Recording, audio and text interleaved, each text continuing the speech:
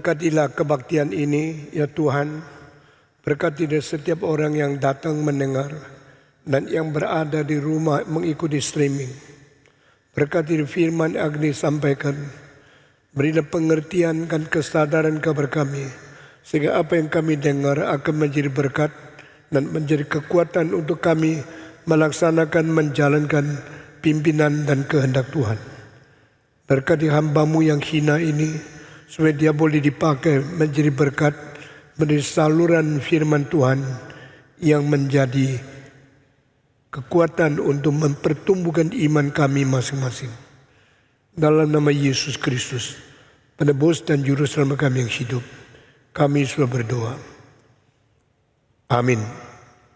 Kita mulai berkhotbah dengan seri pesan Kristus untuk gerejanya di Asia Minor yang terambil daripada Wahyu pasal 2 dan 3. Hari ini kita akan membaca bersama bagian daripada pasal pertama. Kita membaca bersama-sama dari beberapa ayat. Kitab Wahyu, buku terakhir dari kitab suci. Kita membaca dari bagian terakhir pasal pertama. Kita membaca bersama-sama dari ayat yang ke-17. Ketika aku melihat dia, tersungkurlah aku di depan kakinya, sama seperti orang yang mati. Tetapi ia meletakkan tangan kanan di atas aku dan berkata, "Jangan takut, aku adalah yang awal dan yang akhir dan yang hidup. Aku telah mati, namun lihatlah, aku hidup sampai selama-lamanya.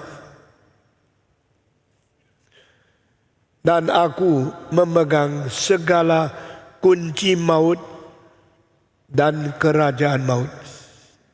Karena itu tulislah apa yang telah kau lihat, baik yang terjadi sekarang maupun yang akan terjadi sesudah ini. Dan rahasia ketujuh bintang yang telah kulihat pada tangan kananku dan ketujuh kaki dian emas itu. Ketujuh bintang itu adalah malaikat ketujuh jemaat, dan ketujuh kaki dian itu adalah ketujuh jemaat. Tulislah kepada malaikat jemaat di Efesus. Tulislah kepada jemaat di dalam Smyrna. Tulislah kepada jemaat di Pergamon. Tulislah kepada jemaat di gereja-gereja yang lain. Saudara-saudara, hari ini saya akan bicara tentang introduksi kenapa 7 surat ini. Siapa yang memerintahkan tulis surat ini, dan siapa yang dipesan, lalu kenapa ada 7 surat ini. Ini semua merupakan hal yang penting sekali, karena 7 gereja dan 7 pesuruh yang diutus oleh Tuhan untuk pergi melayani di gereja ini. Semua ini adalah karya Kristus dan penggembalaannya kepada umatnya yang berada di dunia ini. Saudara-saudara, dunia ini secara alamiah mengalir dan menurunkan sejarah sampai sekarang. Tapi di dalam arus dari bersejarah ini masih ada arus lain di dalam arus yang besar ini. Arus besar, arus sejarah. Arus di dalam arus ini adalah arus inti, arus gereja. Orang yang tidak mengerti, cuma mengerti adanya sejarah dan arus di dalam sejarah ini, mereka tidak melihat kehendak Tuhan dan tidak melihat makna sejarah dan tidak melihat sejarah masih ada apa yang menjadi kehendak Tuhan yang melampaui apa yang terjadi secara alamiah di dalam sejarah. the stream of the history. And the stream among the stream of the will of God in church, which is above the stream of the history, that is the true meaning of life for Christians live on this earth. Kita berbeda dengan orang kafir, orang yang tidak percaya. Mereka ikut di dalam arus sejarah, dilahirkan, dibesarkan, bekerja, menetapkan hidupnya, dan akhirnya mereka mati di dalam sejarah. Sesudah itu mereka digugurkan, mereka tidak ada di sejarah, dan sesudah itu mereka akan binasa di dalam kekekalan. Tapi orang Kristen bukan demikian. Orang Kristen pada arus sejarah, kita dipilih menjadi kaum yang pilihan, yang dipelihara, yang digembalakan oleh Kristus, dipelihara, dibentuk, diberikan firman, dan dijadikan kaum yang beriman untuk berada di dalam sejarah, tetapi melampaui sejarah. Itu sebab setelah sejarah lewat, setelah bumi ini lenyap, setelah dunia ini kiamat, arus yang berada di dalam sejarah, arus iman ini berjalan terus mengikuti akan pimpinan Tuhan. Setelah seluruh dunia lenyap, kita tetap berada sampai selama-lamanya. Kalau Anda betul-betul mengerti berapa indahnya, berapa dahsyatnya, dan berapa mulianya menjadi kaum pilihan di dalam beriman kepada Tuhan, maka baru engkau bersadar, inilah makna menjadi orang Kristen. Karena kita tidak ikut kebinasaan di dalam arus dunia. Dunia dan segala nafsu di dalamnya akan lenyap.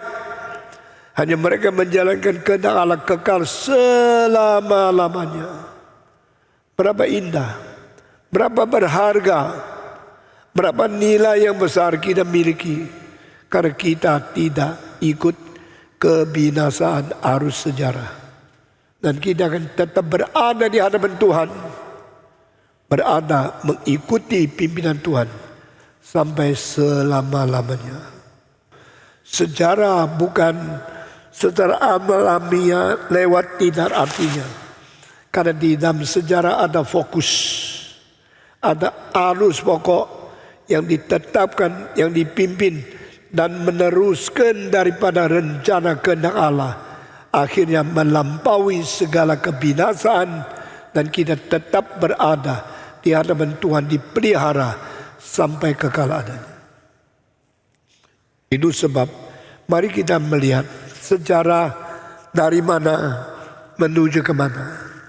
Di dalam seluruh sejarah, intinya dan pokoknya dan seluruh jejak kaki yang menuju kepada fokus yang terakhir itu ditetapkan oleh siapa? The focal point of the history and the trace and the direction of the history is determined by God in His will to guide His people go through all the difficulty of the history, and we will be hold on, will be preserved, and will be kept until the end of the world. Kita akan dipegang, dipelihara, dipimpin terus menuju sampai titik terakhir sejarah, dan kita dilepaskan dan kita bersatu dengan Tuhan. Dan ini semua dikerjakan hanya di dalam satu, yaitu Yesus Kristus. Hidup Kristus menentukan arah sejarah. Kematian Kristus menentukan siapa bisa diselamatkan. Kebangkitan Kristus menentukan kita mempunyai pengharapan yang kekal, dan kita dipimpin sampai titik akhir sejarah. Kita menang dan kita kembali kepada Tuhan. Maka satu-satunya yang menjadi rahasia kehidupan kita di dalam Kristus anak Allah yang tunggal, di dalam Kristus satu-satunya pengantara yang mati, di dalam satu-satunya Tuhan yang pernah bangkit pula dari antara orang mati, dan Dia adalah kunci kemenangan kita. Setelah seorang pendiri agama mati, selesailah. Dia tidak lagi hidup. Dia tidak lagi memimpin. Dia tidak lagi berbicara. Dia setelah mati berhentilah karyanya di dalam sejarah. Tetapi Kristus tidak. Setelah Kristus mati selesai? No. Setelah Kristus mati tidak berdaya? No. Setelah Kristus diam sampai selama-lamanya? No. Waktu mereka masih hidup mereka berbicara, mereka mengajar, mereka mentuturkan akan pengikut mereka mesti begini-begini. Setelah mereka mati, diam. No more continuation. Tidak lagi bersambung, tidak lagi hidup, tidak lagi berkata-kata, diam untuk selama-lamanya. Itu namanya jejak sejarah. Pernah hidup di dunia, tapi sekarang tidak ada. Hanya Yesus Kristus berkata di sini, akulah yang awal dan yang akhir. Akulah yang mempermulakan dan akulah yang akan mengakhiri segala sesuatu. Aku yang menjadikan dan aku akan mengkomplitkan. I am the beginner, I am the ending, I am the creator, I am the accomplisher. Karena Yesus yang mulai, maka dia yang mengakhiri. Karena dia yang mencipta, dia yang menyempurnakan. Karena dia membangun dan dia akan menyempurnakan. Dia satu-satunya melintasi seluruh periode sejarah. Sebelum sejarah berada, dia yang mencipta. Setelah sejarah selesai, dia akan memberikan hadiah dan memberikan akan segala yang diberikan kepada orang beriman kepada dia. Untuk masuk ke dalam kemuliaan kekekalan. Dan di sini firman ini datang daripada dia. Berkatalah kepada gereja-gerejaku. Bicara kepada mereka bahwa aku melihat, aku memelihara, aku meninjau, aku menggembalakan, aku menegur, aku mengetahui, dan aku menyelidiki, dan aku akan memberikan peringatan. Dan aku memberi janji dan akhirnya aku akan menepatkan semua yang sudah ku janjikan dan menghakimi semua yang ku sudah peringati. Sangat menakutkan bukan? The one who is living is still speaking now. Is our Lord who had risen from the death. Who is living now and who live forever and evermore. Aku pernah mati dan sekarang hidup. Kalimat ini saja, tidak ada orang pernah ngomong. Yesus lain. Tuhan kita, Tuhan yang hidup. Tuhan kita, Tuhan yang bangkit kembali daripada kematian. Semua kuasa kegelapan, kuasa dosa, kuasa kejahatan, kuasa setan, kuasa maut tidak bisa membelenggu dia. Itulah sebab dia berkata, I ever died, but now I live again, and I live forever and evermore. Aku pernah mati, tetapi sekarang hidup, dan aku hidup sampai selama-lamanya.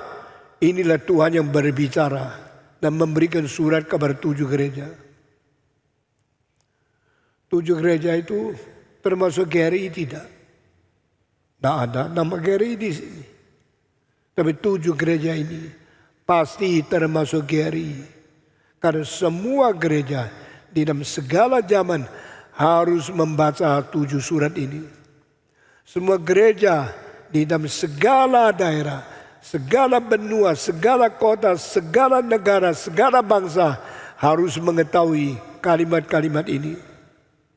Karena Yesus ada raja gereja, penghulu daripada anak-anak Tuhan. Dia ada gembala agung di seluruh dunia. The great shepherd,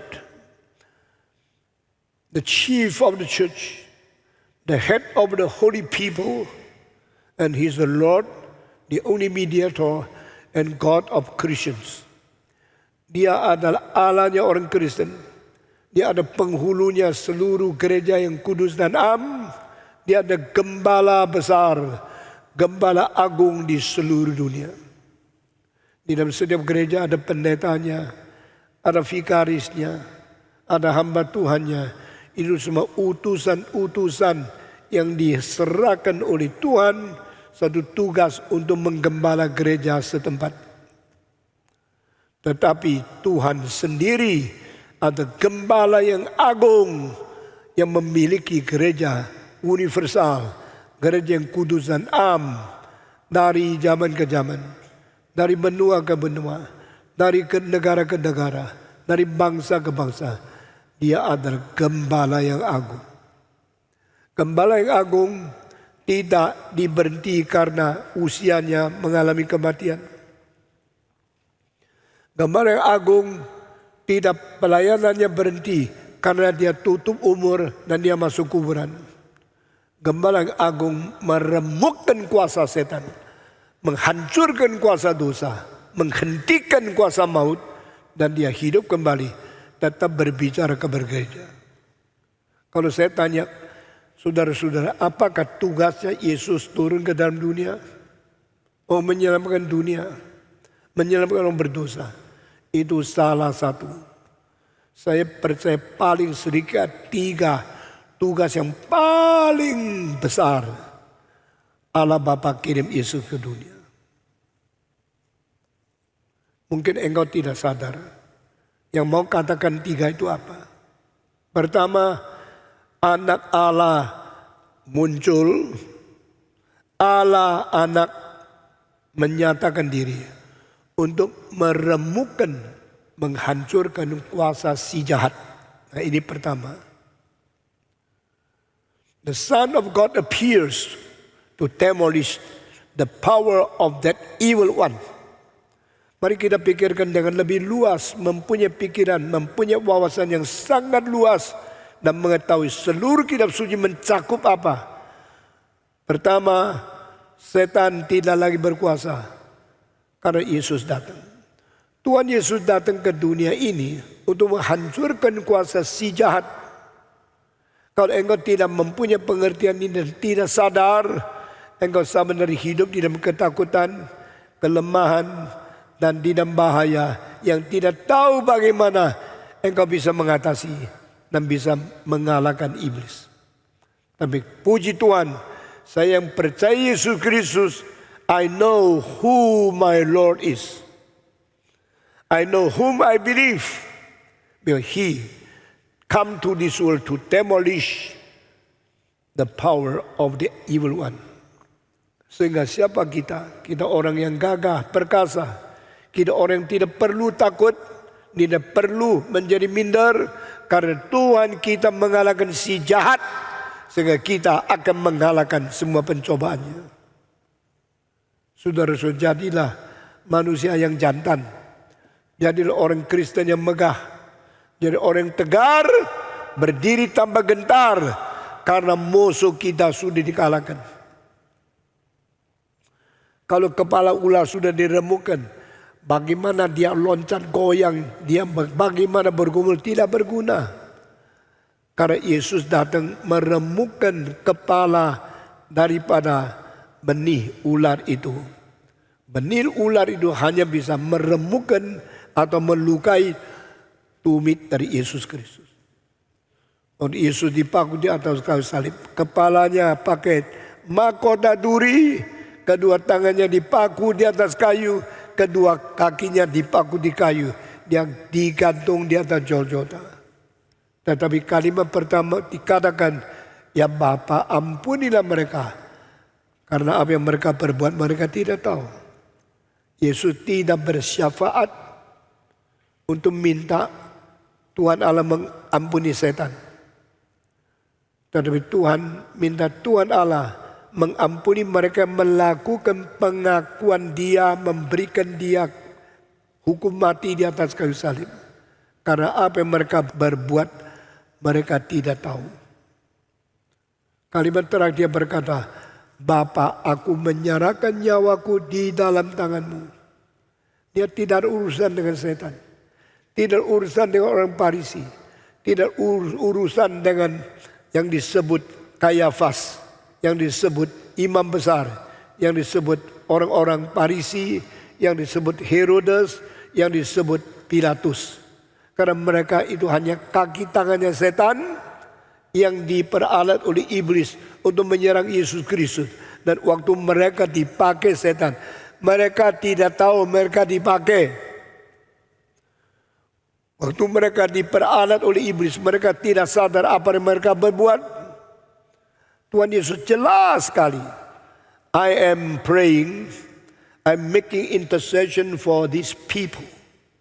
These people who are used by Satan to nail me on the cross, to oppose me, to reject me, to be my foe, my enemy. They even do not know what they are doing now. Their consciousness is dumped. They are very stupid. They sekarang do not have the consciousness. They are manipulated and they are utilized by the evil one. Tuhan ampunilah mereka karena apa yang mereka perbuat mereka tidak tahu.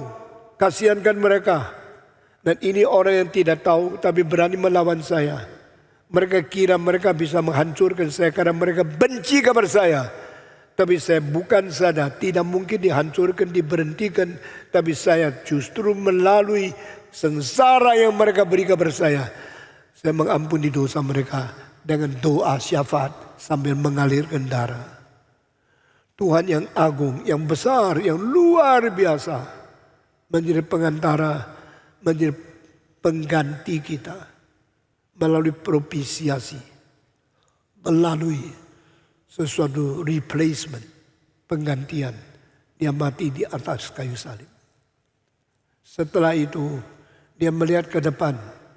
Demi kemuliaan yang akan datang, hinalah sengsara yang diterima sekarang. Manusia tidak mungkin menang atas kesengsaraan, penganiayaan, kecuali dia melihat setelah itu ada kemenangan, ada kemuliaan Tuhan. When you facing the true glory of the suffering, you are powerful and you are strong enough to hold on and to fight against the suffering and persecution. Apa hubungannya kemuliaan Tuhan dengan penganiayaan? Apa hubungan kemuliaan Tuhan dengan penderitaan? Apa hubungan kemuliaan Tuhan dengan Roh Kudus? Apa hubungan Roh Kudus dengan kemuliaan, khususnya di dalam penderitaan dan penganiayaan? Tanya semua pendeta di seluruh dunia yang gembar-gembor mereka paling mengerti Roh Kudus. Mereka sebenarnya sama sekali tidak mengerti kemuliaan Roh Kudus di dalam penderitaan dan penganiayaan. Selalu kagum, selalu kaget waktu kita mendengarkan tema-tema yang dikhotbahkan dari mimbar ini, seolah-olah tidak ketemu di Alkitab, seolah-olah tidak dibaca di dalam semua surat Paulus, tapi ini semua adalah ajaran dari kitab suci. Melalui penelusuran, penyelidikan, renungan, meditasi yang tuntas, akhirnya kita menemukan ada hal yang lolos dan yang dilupai oleh pendeta-pendeta, apalagi orang Kristen secara dasar, secara umum. Kita bicara Roh Kudus, tidak pernah kaitkan dengan penderitaan. Kita bicara Roh Kudus, tidak pernah dikaitkan dengan kemuliaan. Ini kalinya sangat penting, tapi mungkin banyak orang lihat judul itu tidak tertarik. Karena saya tidak pernah baca Alkitab, Roh Kudus itu mulia di dalam penderitaan, di dalam penganiayaan. Maka abaikan.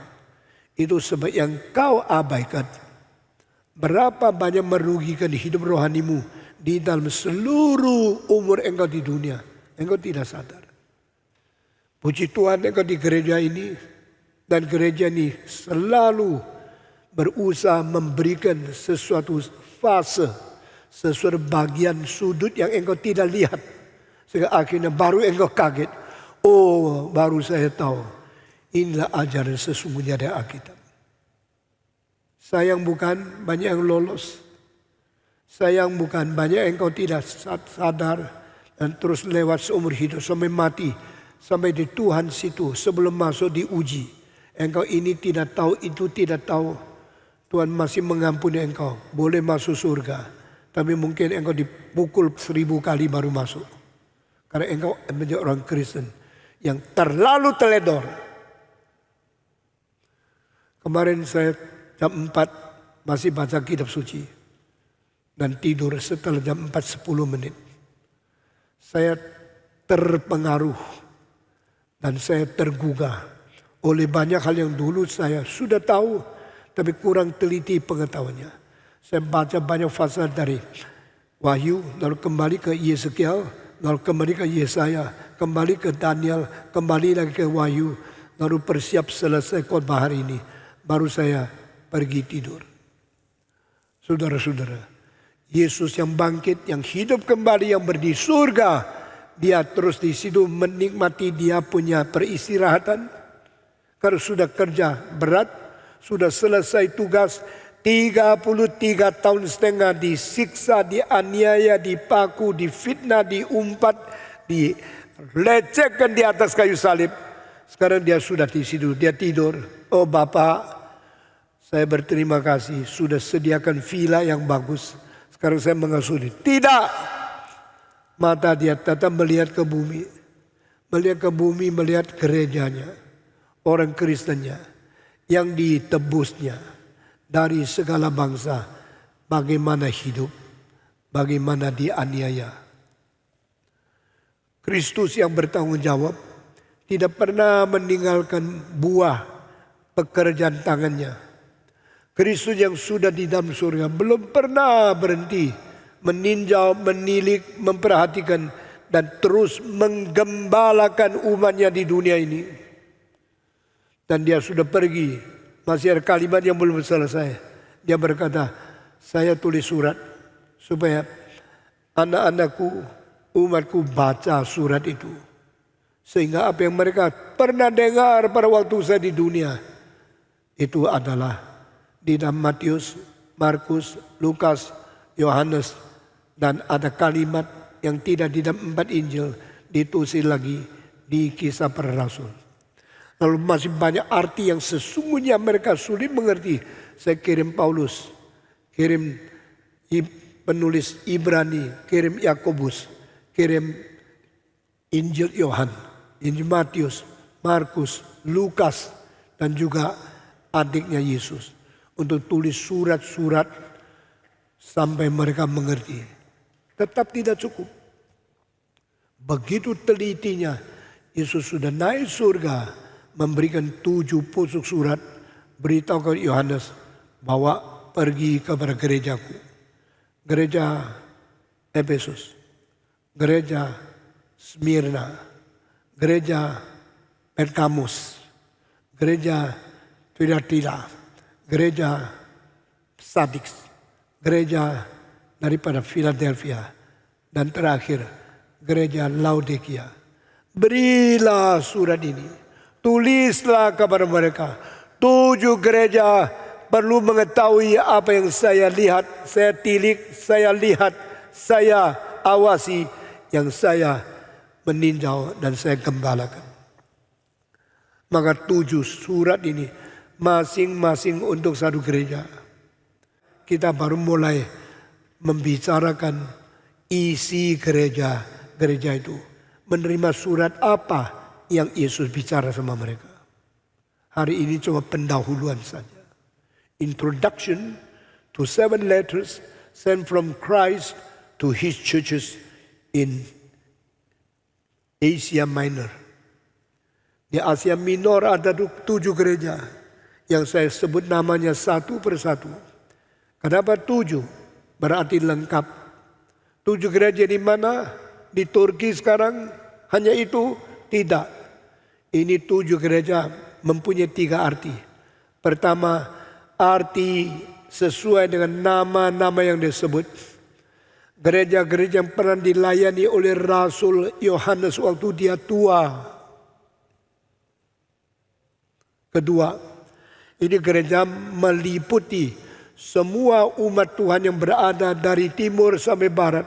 Dari tempat permulaan matahari terbit sampai matahari terbenam. Seluruh dunia, semua gereja perlu dengar firman Tuhan melalui 7 pucuk surat ini. Ketiga, ini berarti gereja dari abad pertama sampai Yesus datang kembali, dunia kiamat. Jadi, the churches in Asia Minor, the church in the whole world, and the church of all time. 3 arti ini semua tercakup di sini. Sehingga tidak ada satu gereja tidak usah baca 7 surat ini. Termasuk GRI. Itulah sebab surat ini juga untuk GRI. Iya. Karena apa? Kita semua mempunyai apa yang diwakilkan di dalam 7 pucuk surat ini. Kita semua mempunyai kelemahan. Kita semua berdosa menurut apa yang dibongkar di sini. Dan kita juga mempunyai kemungkinan pelayanan yang indah yang dicatat di dalamnya. Yang diingat oleh Tuhan dan yang dinikmati oleh Tuhan. Berapa kali di sini berkata, aku tahu kelakuanmu, kesabaranmu, kesengsaraanmu, ketekunanmu, kesetiaanmu. Aku tahu. Semua pelayan yang baik tidak mungkin tidak diketahui oleh Tuhan. Paulus berkata, mari kita semua harus mencintai Tuhan. Karena barang siapa yang mengasihi Tuhan, dia diketahui oleh Tuhan. Di gereja ini ada orang yang sabar melayani orang miskin. Ada orang yang sabar membesuk orang sakit. Ada yang pergi membantu orang yang gerejanya roboh karena gempa bumi, tsunami. Dan kita sudah membantu bangunkan lebih dari 40 gereja yang sudah roboh, kita bangunkan kembali. Semua itu Tuhan akan ingat. Semua kebajikan, kerajinan, semua kebaikan, semua keletilesuan yang kita kerjakan demi Tuhan. Tuhan tidak pernah lupa. I know what you have done. I know what you have suffered. I know what you have endured. I know what you have experienced. Tuhan tahu. Tapi Tuhan berkata, ada yang saya mau tegur kamu karena engkau salah di sini, salah di sini. Tidak ada gereja yang tidak ada kelebihan. Tapi juga tidak ada gereja yang tidak ada kekurangan. Tidak ada gereja yang tidak melayani dengan berjasa. Tapi juga tidak ada gereja tidak melayani dengan keteledoran. Semua Tuhan tahu. Lalu mari kita mengetahui apa yang Tuhan tahu tentang kita. Ini berarti self-introspection. Bisa menselidiki, bisa menilai, bisa mengintrospek sendiri. Itulah orang yang bijak. A wise man is a man who always introspect himself. Orang bodoh ada orang yang menilai dan melalui dan sama sekali tidak ingat akan dosa sendiri. Hanya menikmati keberhasilan sendiri. Dan menjadi arogan dan sombong. Sangat menakutkan, sangat mengerikan. Jikalau orang itu cuma menikmati diri dan melupakan bagaimana bertobat. Bagaimana rendah hati. Bagaimana mengikuti kehendak Tuhan. Untuk memperbarui, menyegarkan rohani diri sendiri. Jangan mengikuti kerusakan teladan dunia ini. Tapi memperbarui dirimu, menyegarkan dirimu di hadapan Tuhan. Terus menerus melalui reformasi. Renew yourself through reformation. Melalui mengkoreksi dirimu sendiri. Memperbarui rohanimu saban hari. Supaya diperkenan oleh Tuhan. Ini ajaran dari Alkitab. Bagaimana saya bisa mengkoreksi diri? Kalau di sini ada nasi, saya tahu tak. Kalau nasinya mencong, saya ngerti tak. Kalau bajunya kancing salah, saya tahu tak. 3 hari yang lalu ada seorang tua-tua datang ke sini. Saya lihat bajunya kok kanan lebih tinggi, kiri lebih pendek. Ternyata dia kancing salah, semua kancing salah satu. Saya bilang, Pak, tolong benahi bajumu. Kenapa? Bersih kok. Saya bilang bukan bersih. Kancingnya so. Oh iya, baru dia sadar. Lalu diberesin satu persatu sampai kedua itu seimbang. Bagaimana saya bisa tahu kerusakan saya? Bagaimana saya mengerti kesalahan saya? Saya perlu cermin. Cermin merefleksikan keadaan saya yang sebenarnya. Barang siapa yang belum lihat kaca, jangan keluar dari rumah. Saudara-saudara, waktu masih kecil, ada seorang guru yang mengajar di rumah kami. Itu satu kali dia datang ke rumah, dia bawa sesuatu di belakang berat, dia tidak sadar, dia jalan terus. Itu apa? Itu tataannya daripada kursinya yang dia duduk lengket sama bokongnya. Ya, karena ada barang-barang yang lengket di atas tata itu. Begitu jalan terus. Kok rasa kurang enak ya?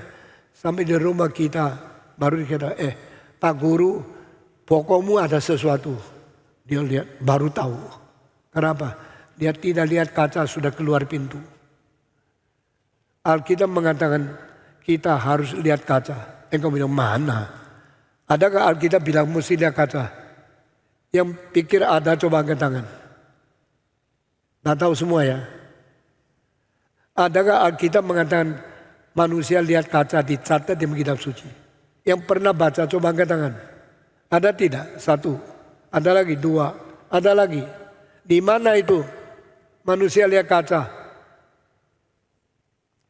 Ada yang bisa jawab?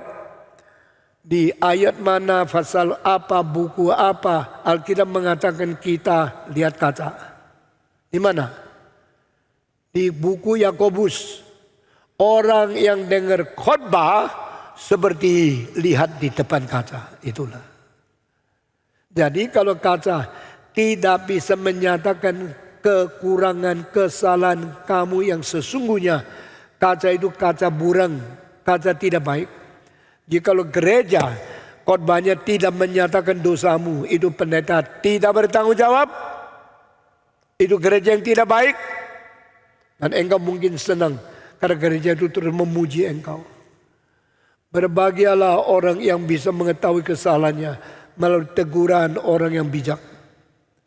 Berbahagialah orang Kristen mengetahui dosanya melalui pendeta yang berani membongkar dosa. Karena dengar firman itu sama dengan seperti berdiri di depan kaca. Yang kau lihat bukan kacanya berapa mahal. Kacanya bikin daripada apa, beli di toko apa. Di Jakarta Design Center yang dari Italia yang mahal. Yang dibikin daripada tempat di Pasar Baru yang murah. Lihat kaca bukan lihat bahan. Lihat kaca bukan lihat hiasan. Lihat kaca bukan lihat harga. Lihat yang direfleksikan di dalam. Saudara-saudara, engkau dengar khotbah juga demikian. Bukan dengar khotbah ini doktor dari Amerika, dari Inggris, dari Jerman, dari Belanda, dari Perancis, atau dari Kanada. Engkau dengar pendeta, mau dengar dia bisa membongkar dosaku, bisa setia merefleksikan kerohanianku, bisa memberikan satu introspeksi yang sangat bernilai untuk aku mengenal diri. Inilah pendeta yang baik. Tidak ada orang lihat kaca mau lihat kacanya mutu apa. Lihat kaca mau tahu diri. Ditaruh refleksinya kata modelnya apa. Demikian baca firman. Tidak usah banyak selidiki. Ini yang tulis siapa. Yang khotbah detailnya apa. Baca kitab suci dengan khotbah mau tahu di hadapan Tuhan saya dosanya apa. Saya perlu koreksi apa. Tuhan Yesus suruh Yohanes tulis 7 pucuk surat. Masing-masing kepada pesuruh Tuhan di dalam gereja. Untuk mengkoreksi gereja-gereja Tuhan. Keluar dari kesalahannya. Beritahu kepada mereka. Aku yang dari permulaan sampai akhir. Aku yang mencipta, yang menggenapi. Aku yang Alfa dan Omega. Sekarang yang pegang 7 bintang. Dan jalan di dalam 7 kaki diam. Wah, saya tertarik. Yesus is one who hold on the 7 stars. And walking around among the candlesticks. Yesus yang pegang 7 bintang. Yesus yang berkeliling di semua kaki diam itu. Siapa dia? 7 bintang adalah pesuruh yang melayani di 7 gereja. Kaki Diang ada gereja-gereja yang ditetapkan untuk menjadi saksi Tuhan di mana-mana.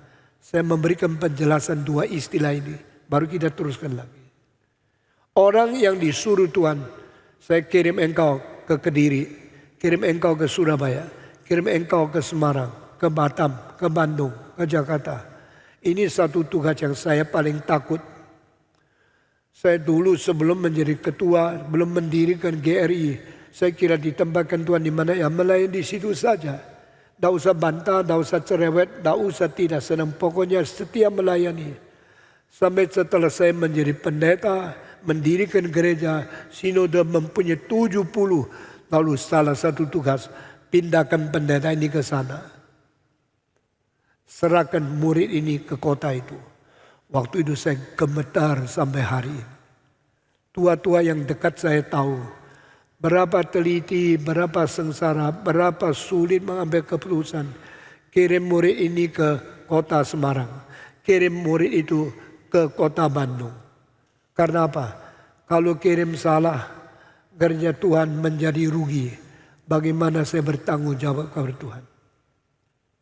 Setiap orang kalau ikut bicara dan runding dengan saya, bagaimana mutasi hamba Tuhan. Yang baru tahu begitu gampang saya menjadi rambutnya hilang semua. Karena pikiran sangat-sangat susah, sangat tidak berani, sangat bertakut resiko yang harus dihakimi oleh Tuhan. Selama 30 tahun, saya tidak pernah bercekcok dengan pendeta siapa. Saya tidak pernah memancing kebencian antara hamba Tuhan dan hamba Tuhan. Ini terus dikasih ketenangan Tuhan. 31 tahun setengah. Gereja-gereja satu dengan lain. Semua berdamai dan semua melewati semua kesulitan. Tenang-tenang mencapai kemenangan. Kadang-kadang gereja itu pecah menjadi 2. Di antara majelis dan majelis benci. Antara tua dan tua tidak terima. Antara anggota dan anggota saling kritik, saling menghakimi. Sehingga akhirnya perpecahan itu merugikan seluruh gereja. Yang senang setan, yang sedih Roh Kudus, yang tidak tahu bagaimana pimpinan sinode. Saudara-saudara, akhirnya mesti pindah lagi satu orang yang penting ke sini ke sana untuk mengisi kota-kota yang intelektual. Tidak gampang karena pendetanya cukup intelek, cukup cerdas. Karena di situ yang lulusan S2, S3 banyak. Orang yang kurang pintar meskipun lulus sekolah teologi ditaruh di situ menjadi ejekan, menjadi tertawaan, lalu menjadi orang yang tidak bertumbuh, tidak berbuah, malah menghambat kerjaan Tuhan. Kadang-kadang dipindah satu tempat. Orang yang mengajar terlalu pintar, yang berkhotbah terlalu intelek, tapi tempat itu pendidikan masa itu terlalu rendah, sehingga membuang-buang dia punya bakat, membuang-buang dia punya waktu, akhirnya melumpuhkan dia punya pertumbuhan, dan akhirnya gereja itu tidak mendapat pertolongan apapun di dalam perkembangan. Maka saya terus minta Tuhan ampuni dosa saya. Kalau saya mengatur orang pergi ke sini salah, ada kesalahan. Biar saya yang dihukum. Jangan gereja dirugikan. Saya pesan berkali-kali kepada semua tua-tua.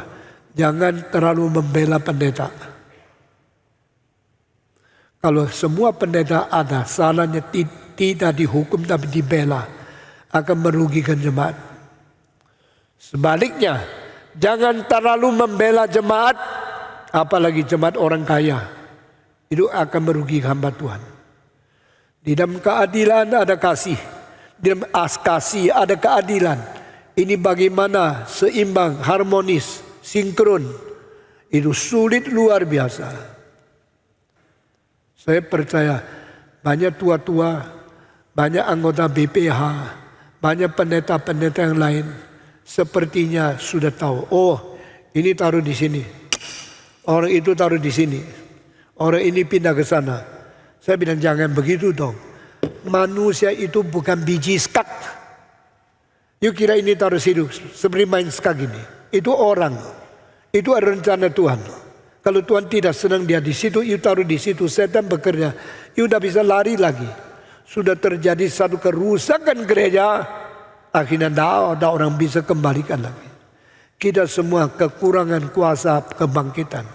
Merusak gampang, mengembalikan tidak gampang.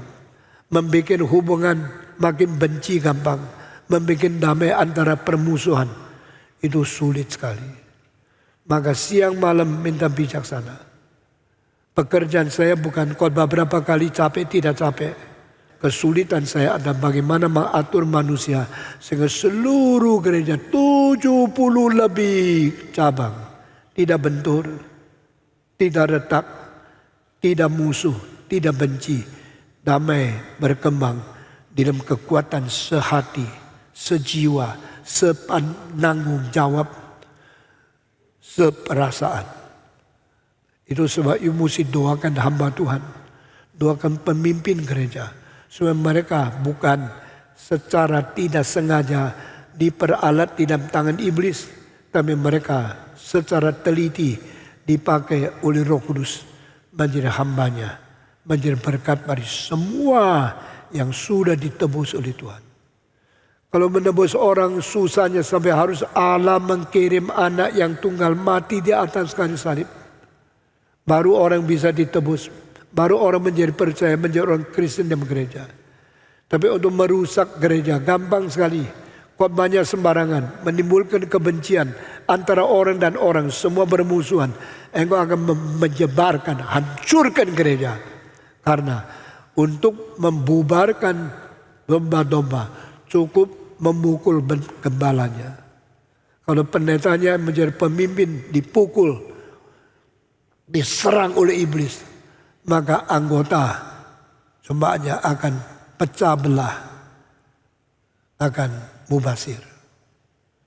Itu sebab saudara-saudara, Yesus Kristus sudah serahkan gereja kepada rasul-rasul, tapi setelah dia naik surga, dia belum tega melihat gereja hancur. Dia suruh sisa seorang yang sudah tua. Kenapa sisa seorang? Karena 12 rasul yang lain sudah mati semua. Waktu Yohanes tulis surat Wahyu, Petrus sudah mati 30 tahun. Paulus sudah mati hampir 30 tahun. Yang lain ada mati 20 tahun, 25 tahun, 10 tahun, 15 tahun, 18 tahun. Sehingga waktu Tuhan berkata, tulislah surat kepada 7 gereja ini. Dia tidak bisa panggil Petrus. Petrus dipaku terbalik. Paulus dipenggal kepala. Dan Andreas sudah dimatikan di daerah Mesir. Dengan tangan terbuka ke atas. Kaki terbuka ke bawah. Menjadi cross. Salib yang bentuknya X. Dan yang lain mungkin Thomas mati di India. Ada yang dipaku, ada yang disalib, ada yang penjarakan, ada yang dipenggal kepala, ada yang dimati karena dimakan oleh binatang yang buas. Sisa satu.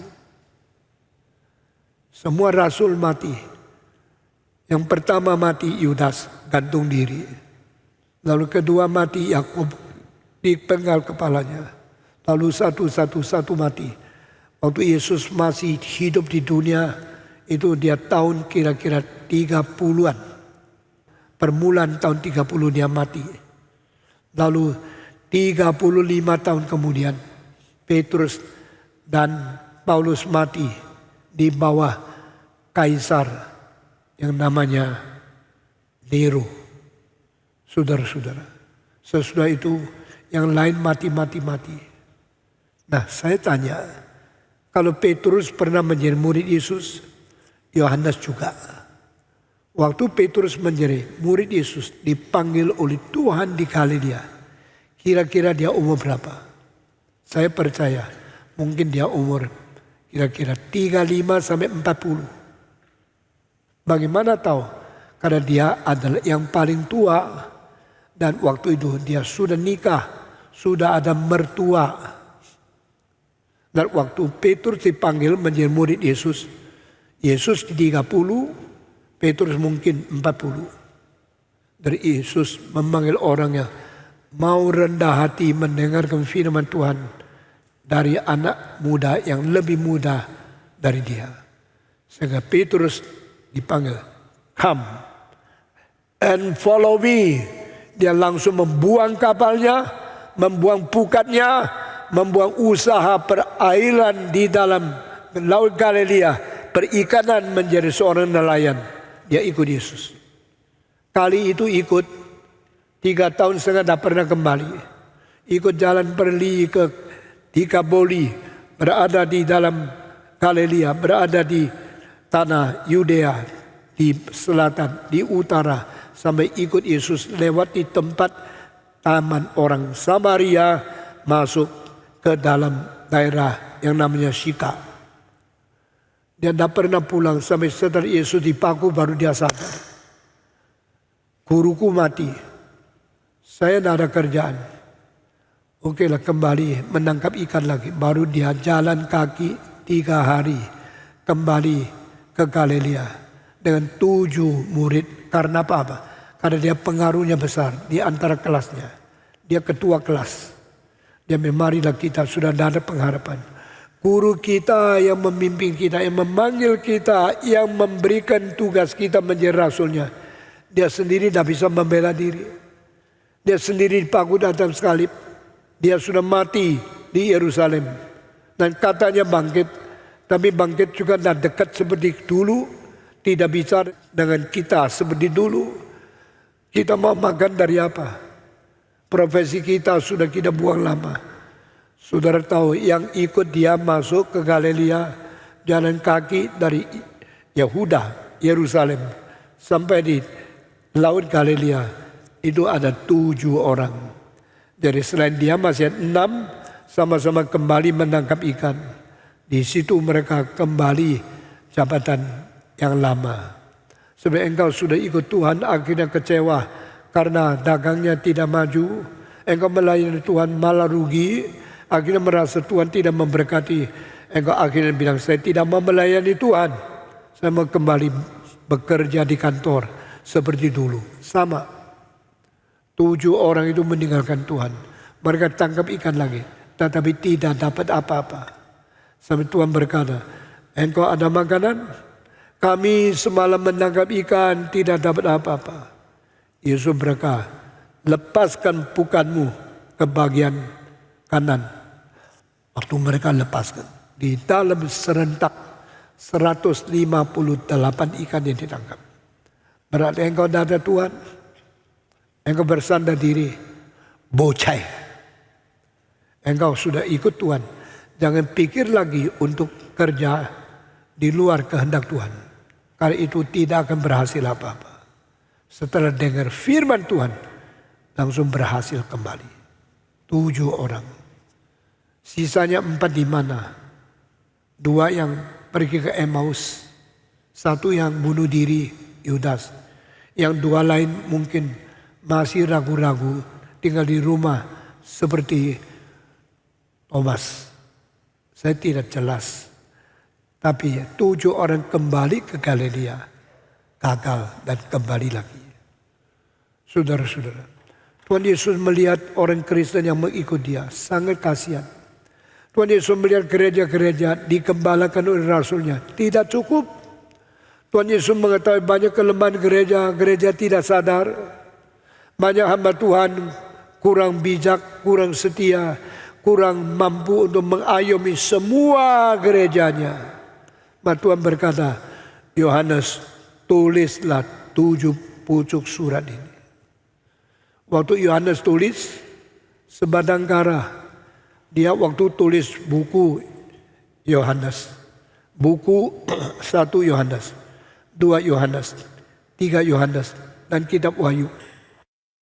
Dia sudah umurnya 90 lebih. Saudara-saudara, 35 tahun yang lalu, dia melihat Petrus dipaku terbalik. Paulus dipenggal kepala di kota Roma. Itu 35 tahun yang lalu. Tahun 65.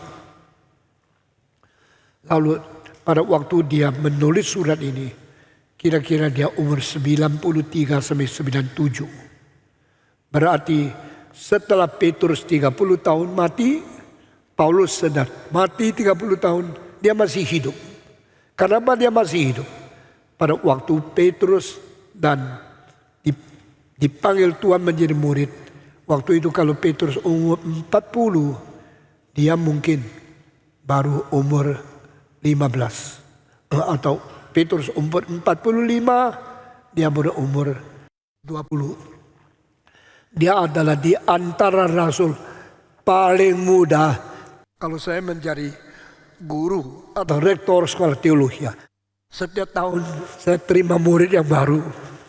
Terima umur berapa? Saya terima umur yang hampir sama, sebaya seperti STT di sini. Ada yang umur 30, ada yang 22, ada yang 19, ada yang 35. Berarti mereka bedanya paling banyak 15-20 tahun. Paling sedikit 1-2 tahun. Itu lebih cocok untuk sama-sama di dalam bangku menjadi teman kelas. Tapi Yesus sama satu kelas. Tidak ada tahun kedua, tidak murid baru. Dan satu kelas itu memilih siapa? Itu perlu bijaksana luar biasa tingginya. Yesus pilih antara Petrus sama Yohanes. Mungkin beda 25 tahun. Mungkin beda hampir 30 tahun.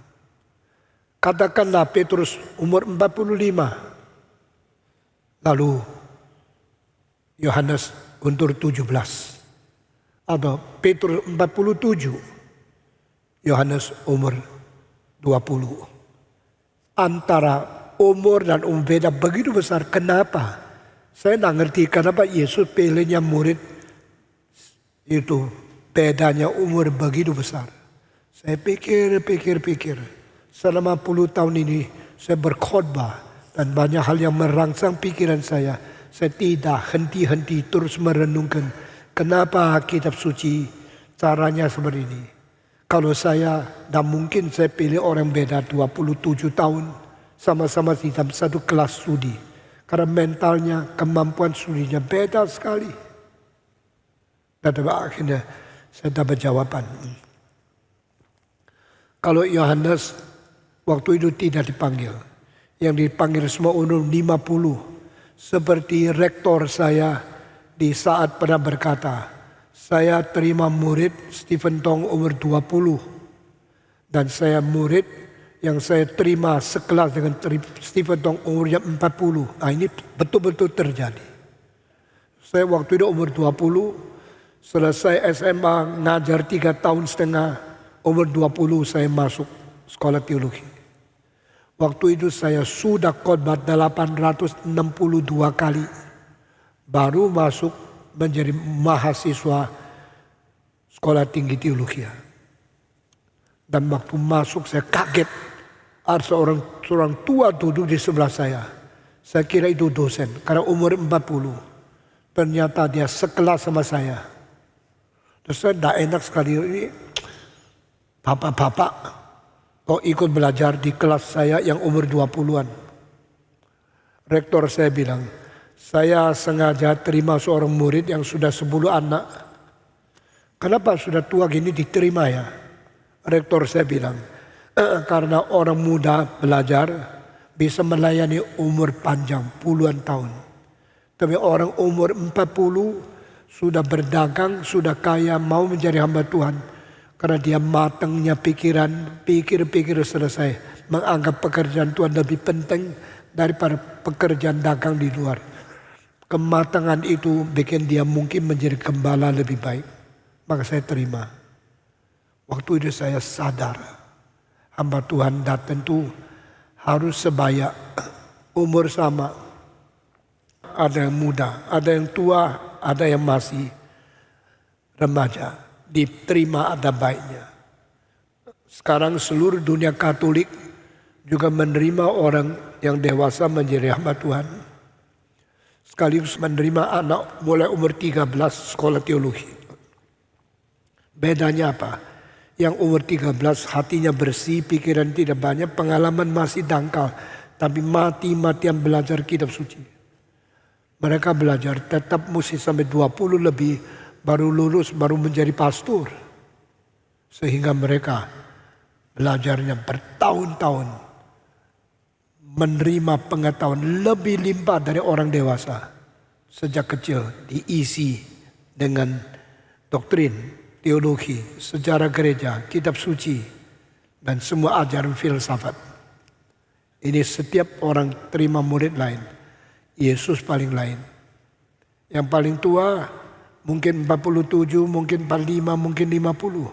Yang paling muda mungkin 18, 17 masih seorang remaja. Lalu saya tanya, kenapa ya? Alkitab tidak tulis. Kita sulit membayangkan. Tapi akhirnya saya dapat satu konklusi. Mereka melayani tahun 65 di dalam Kaisar Nero diperintahkan bunuh Petrus, bunuh Paulus. Orang dua itu sudah dibunuh, maka pemimpin yang lain sudah ke seluruh dunia. Daerah Eropa, daerah tempat Asia Minor, tidak ada rasul. 20 tahun kemudian, tahun 85, rasul satu-satu mati. 25 tahun kemudian, setelah Paulus Petrus mati, tahun 90 setelah Masehi, tidak ada orang yang bisa membela dan menggembalakan gereja. Sisa satu orang. Siapa? Yohanes. Kenapa sisa satu? Karena semua sudah mati. Berdasar umur mereka sudah tua. Kenapa Yohanes belum mati? Karena waktu dipanggil masih muda. Nah, jawaban datang. Yesus waktu memanggil rasul, dia sengaja memilih satu yang paling muda. Untuk sisa waktu, untuk zaman akan datang yang semua mati, dia masih bisa melayani. Wah, bijaksana Yesus. Tidak disangka oleh kita. Setelah sejarah berlalu, baru kita lihat kembali. Inilah cara Tuhan menangani gerejanya. Itu sebab jangan menghina anak sekolah minggu. Saudara-saudara, Tuhan berkata, saya sudah ke surga. Saya serahkan 7 gereja kepada hamba Tuhan. Dan yang melayani adalah namanya Yohanes. Kenapa bukan Paulus? Sudah mati. Kenapa bukan Petrus? Sudah mati. Kenapa bukan rasul yang lain? Tidak boleh semua dimonopoli di Asia Minor. Harus dikirim ke lain tempat. 12 rasul bukan untuk Israel. 12 rasul ke seluruh dunia. Kecuali Yudas yang bunuh diri. Maka Yohanes ada di mana? Di Asia Minor. Waktu itu dia tidak mau runding sama siapa. Mau bicara sama hamba Tuhan yang lain, semua sudah mati. Dia harus begitu tegar sendirian bekerja. Dan Tuhan berkata, sekarang saya akan menggembalakan gerejaku. Kau ada bintang di tanganku. Di dalam tanganku ada 7 bintang. Dan kakiku berjalan keliling akan 7 kaki diang. I hold all my servant. I am not wandering in the tents of me. I'm wandering in the temple of God among my people. Kaki diang berarti ditetapkan Tuhan untuk menjadi saksi yang bersinar cahaya di daerah itu. Nah di sini kaki diang ada kemungkinan 2. Pertama, dia sendiri pindah tempat. Itu namanya berdosa. Dosa bukan kelakuan. Dosa adalah pemindahan dari status asli yang ditetapkan oleh Tuhan. Dengar kalimat ini. When you lost your original position settled by God, you are committing sin. Kenapa setan disebut yang melawan Tuhan? Karena dia menggeser daripada posisi aslinya. Geser daripada tugas yang ditetapkan oleh Tuhan. Sehingga kaki diang tidak boleh sembarang pindah. Saya adalah pendeta yang mempunyai kualifikasi diundang menjadi pendeta besar di luar negeri. Saya adalah orang yang banyak diincar diundang oleh gereja lain di luar GRII. Saya tidak bisa bicara. Saya pernah diundang untuk menjadi uskup di Hong Kong. Saya tolak. Saya pernah diminta untuk pindah ke Filipina dan diberikan dengan uang $1 juta 1 tahun untuk bikin gereja di situ. Saya tolak. Saya pernah diundang untuk menjadi pemimpin seluruh dunia dari ECF, Evangelized China Fellowship, dari Andrew G. Saya tolak. Mereka tanya, apa enaknya di Indonesia sih? Kenapa engkau terus di Indonesia? Gajinya besar, suhunya enak, engkau rumahnya nikmat, engkau banyak pendengar. Saya nothing about that. Sama sekali tidak. Karena Tuhan tidak pernah menggerakkan saya keluar dari Indonesia. Kecuali pergi mengabari Injil. Balik lagi. Saya sudah keliling dunia 134 kali. Saya tidak tertarik untuk tetap lalu tinggal di Amerika, Eropa, atau Jepang, atau Hong Kong. Tidak. Saya kembali ke Indonesia. Bukan tempat kelahiranku. Tempat ditetapkan oleh Tuhan menjadi kaki diang di sini. Sebab saya tidak pernah pindah-pindah. Itu sebab Tuhan berkati pelayanan saya di Indonesia sampai hari ini. Yang sekolah sama dengan saya di sekolah teologi ada pindah Amerika. Sejak 40 tahun lalu pindah di Amerika. Sekarang gereja sama cuma 300 orang. Tapi GRI sudah berkat menjadi ratusan ribu orang di Indonesia. Melalui Kapin, kakak regional, dan melalui khususnya Reform 21. Kita terus diberkati oleh Tuhan. Karena kaki yang tidak pindah sendiri. Kaki diam mempunyai kedua kemungkinan. Pertama, pindah sendiri, itu berdosa. Kedua, dipindahkan oleh Tuhan, digeser. Kalau kedua ini digeser oleh Tuhan, ada dua kemungkinan. Ditaruh di lain tempat supaya bercahaya lebih besar. Kedua, dibuang, tidak dipakai lagi. Jadi antara engkau pindah sendiri atau dipindahkan Tuhan, ini ada kemungkinan akibatnya sangat menakutkan. Dan Yesus berkata, akulah yang pegang 7 bintang di tanganku. Dan aku yang berjalan-jalan keliling di antara kaki diang ini.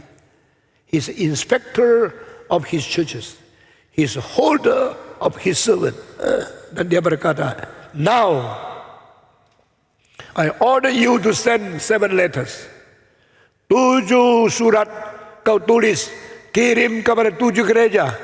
Karena saya keliling di dalam gereja ini. Saya pegang semua pesuruh yang di tanganku. Yaitu yang diutus untuk menjadi hamba Tuhan. Yang membantu Kristus menggembalakan umatnya di seluruh dunia. Mereka di dalam tangan saya. Sekarang tulis 7 surat kepada 7 gereja. Kepada Efesus. Kepada Smyrna. Kepada Bekamos. Kepada Thyatira, kepada Philadelphia, dan kepada Laodikia. Maka tulislah dari pasal kedua sampai pasal 3, 7 surat yang kita akan bahas sekali lagi. Ini 7 surat paling sedikit pakai 3 bulan atau 4 bulan. Kalau sudah selesai, akan dicetak menjadi satu buku lagi. Pesan Kristus kepada 7 gereja di Asia Minor. Untuk kita boleh baca. Mengenang kembali apa yang Tuhan berikan kepada kita melalui mimbar ini. Saudara-saudara, mari kita siap hati. Sungguh-sungguh rendah hati. Terbuka pikiran. Minta dikoreksi oleh Tuhan. Karena GRII termasuk penerima surat 7 pucuk ini yang ditetapkan oleh Tuhan. Mari kita belajar. Mari kita bangun dan sadar. Mari kita melihat dan introspeksi diri sendiri. Mari kita merubah kesalahan kita menjadi gereja yang makin memperkenan di hadapan Tuhan Yesus sampai Dia datang kembali. Amin. Amin. Mari kita berdoa. Saya minta Pendeta Ivan Kristiono maju ke depan, memimpin kita, mempersiapkan hati kita untuk menerima berkat melalui khotbah-khotbah kepada 7 gereja ini. Bapa di surga, kami bersyukur diingatkan sekali lagi bahwa Kristus Yesus adalah pemilik kepala gereja.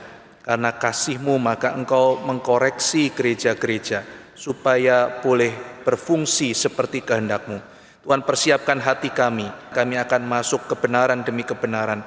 Biarlah Engkau membuka hati kami sehingga kami boleh belajar untuk melihat ke dalam cermin dan kami boleh diubah sesuai dengan kehendak Tuhan. Beri kami kerendahan hati untuk terus-menerus boleh ditegur dan diingatkan oleh firman-Mu.